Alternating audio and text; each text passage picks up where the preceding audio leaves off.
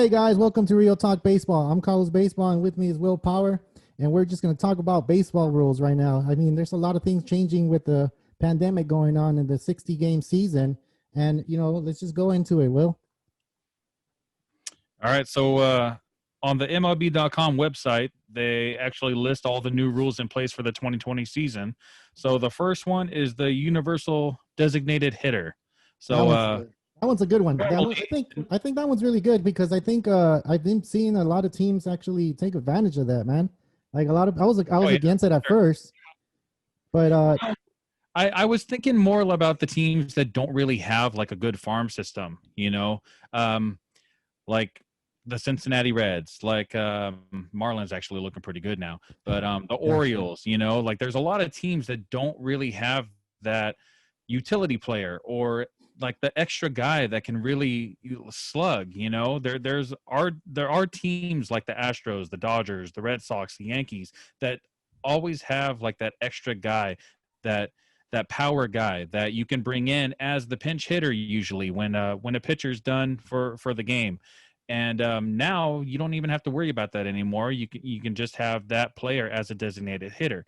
So I was thinking it's going to really hinder a lot of teams because they don't really have that really solid, like pure hitter that doesn't really field too often. But honestly, it's starting to look pretty good. Like most teams actually, like they have a solid DH in their system. So yeah, I agree, but I think it's gonna, like what you just mentioned. You mentioned three American League teams and then one National League team.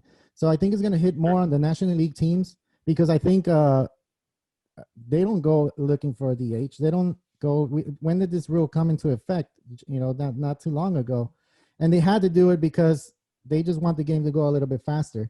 So yeah, the teams that are in the National League don't have that big hitter, but yeah, so far it's looking really good. You have these big leaguers right now going out there and slugging everything out.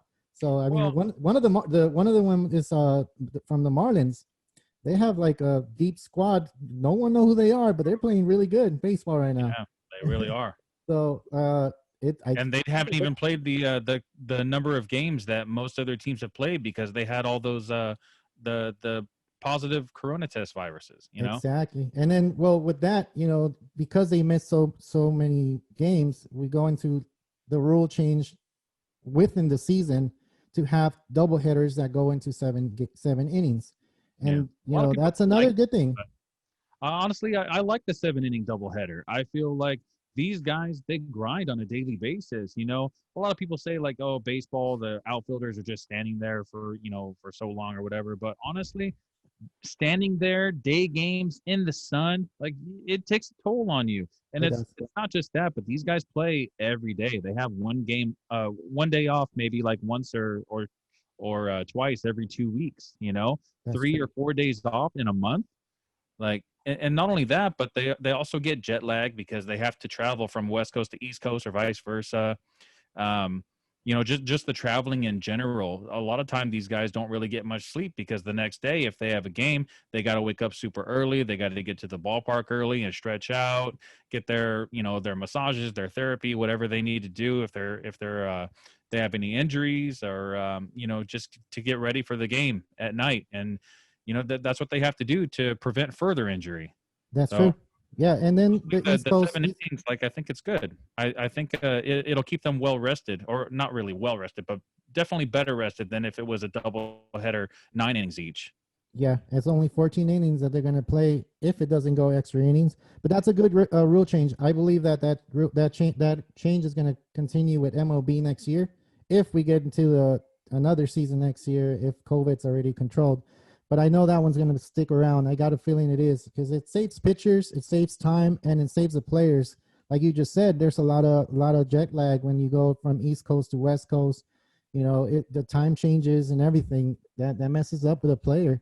And like you said, they only take one day off out of in 2 weeks or maybe 2 days, and sometimes they go into a 14 game stretch without having a day off. So Yeah. it's pretty heavy. So I think this is one of the rules that I believe is going to stay. Just like the DH, there's been a lot of positive things with fans actually seeing the games with DH and the 7 inning double headers. So there's a chance that it might change. There's a chance we might keep those rules, and hopefully, if they do keep them, I'm okay with it. I'm not opposing towards that rule. What's the next rule, man? Next rule that I see is runner on second to begin extra innings. So whoever the final out was in the ninth inning is who they put on second base on the next inning for the offensive team, whoever it is. So I did see that in one of the Dodger games. Justin Turner had gotten the last out in the ninth inning, and then he started on second base in the start of the 10th inning. 10th inning. Yeah, that's a good rule too.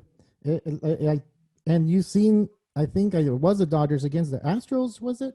Right? I think it was, yeah. And they kept playing. They couldn't move that runner from second to third. So Yeah. remember, when they put that runner at second, there's no outs. You have your three next hitters coming up, and you have three chances to move that runner up and get the run going. So I think they went all the way to the 12th inning, I believe, and I think it was the longest game ever to have someone start at second base with no outs, with the rule in place. So, yeah, you could bunt them over. I guess they're forgetting that. I don't know. Do you like this rule? Do you honestly like this rule? To be honest, I don't know. I need to see it more often than I only saw it a little bit in that game. I haven't experienced it in another game, which I need to go ahead and start watching other games and see what the extra innings are like for them, because I'm pretty sure they don't have the capability that the Dodgers and the Astros have. They're trying to hit the home run ball. They're trying to get hits here and there. They weren't trying to bunt. So if I see a team that's trying to bunt and trying to move the runners over, let's say the Giants, the Giants are doing good, are pretty good moving runners over and stuff like that. So I believe they do play a lot of small ball. Exactly. So one of those teams, if I go ahead and see that they're bunting and they're just trying to get that run across, I think I like that. I like the old time baseball better than the new time. New time is just, I'm going for the fences, and the whole game. Launch angle and yeah. So the whole game is just trying to go hit it out, and I'm not into that type of baseball. I mean, I do like it. I'm not saying I don't, but I just prefer them to move the runners over and then get a ground ball to second base. Go move them to third, and then get a fly, whatever it takes to get the runner in. I don't know, man.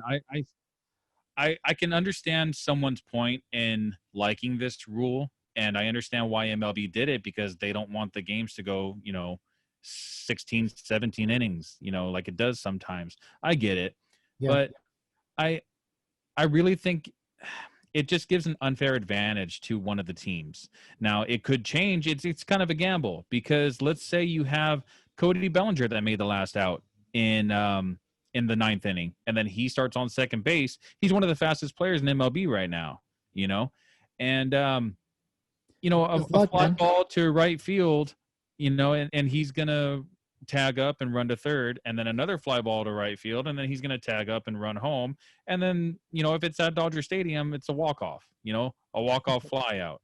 Yeah. And I don't really like that. It doesn't really feel exciting to me. I would prefer to see him hit a double, a leadoff double, and then, if it's two more flyouts to right field and then he scores off of that, that's great. I feel like having the runner on second base, it lacks the skill. It doesn't show the skill level of all these players. It definitely does help the game be a little bit shorter, but I'm a baseball fan, not just a Dodger fan, so I prefer to actually watch the game. And if it goes 16 to 17 innings, oh well, that's what these guys signed up for, and I'm going to stay up until 1 o'clock in the morning, and I'm watching this. Well, that's what we did with the World Series, man. Remember?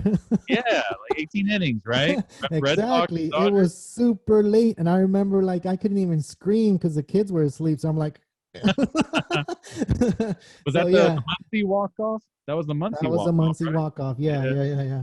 But yeah, I agree. Yeah, but I mean, the game is changing, and we got to accept the changes, especially with these 60 games. I think it's a good idea to put it in, even if it doesn't work and the fans are not pleased with it. Yeah, you have your next year and you say, you know what, we don't want this one. This one is not something that we want to go ahead and put in. We can go ahead and eliminate it. And right now is the best time to put rules in. So yeah, I agree. So kind of like put stuff in so you can move the game a little bit faster. Remember, this is a business, and the business is trying to move faster and trying to get more new fans. Yeah. And I believe this is a way to go ahead and do that. That is actually the number one complaint that a lot of people have about baseball is that it just moves a little too slow. So Yeah. I get it. Manfred and some of the other MLB execs, they're trying to move the game a little bit faster. Another rule change that I want to bring up is the reliever coming in an inning that has to pitch at least to three batters or to complete the inning. Yeah. So that's another rule that got implemented this season, and the main reason was to shorten the games. So it's it doesn't really shorten it that much, but if you have five relievers that come in during the game in the middle of an inning, that does kind of prolong the game a little bit. It adds a half hour to the end of the game. But if you can't bring in a reliever until either the next inning, when they're already warmed up and they got their warm-up pitches during the commercial break and stuff like that, then it does save a little bit of time. If it's only one or two relievers, it's 5 minutes maybe. But I don't know. I mean, It's a different strategy. These managers are going to have to come up with a completely different strategy, and they're going to have to trust their pitchers more. These guys are going to get a lot of exposure to pitching against righties and lefties.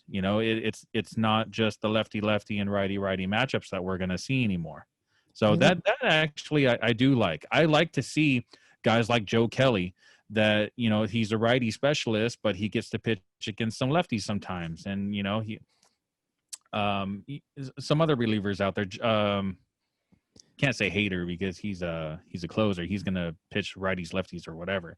But Brusdar Graterol, right? Yeah. The guy that came over. I think it was supposed to be the deal with like Kike and Ross Stripling going to the Angels, and then Dodgers got Brusdar Graterol and someone else. I don't remember, but I think Gatterall came from Minnesota, right?